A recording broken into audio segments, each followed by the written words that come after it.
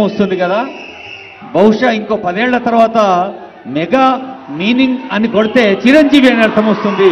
అలాంటి చిరంజీవి గారిని ఆహ్వానిస్తుంది వేదిక.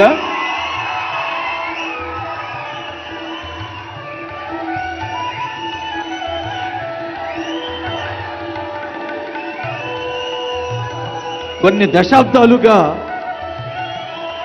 తెలుగు సినిమా కోసం ఒక క్రమశిక్షణతో పట్టుదలతో సహనంతో వినయంతో చేస్తున్న కృషి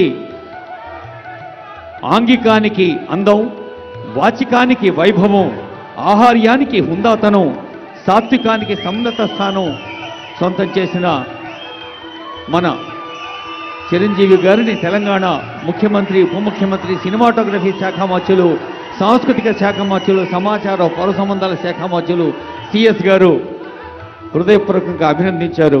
వారికి స్వాగతం పలుకుతూ ఇప్పుడు పద్మ విభూషణులు ఇరువురికి ఒక్కసారి గట్టిగా చప్పట్లు కొట్టి మనం శుభాకాంక్షలు అందజేద్దాం.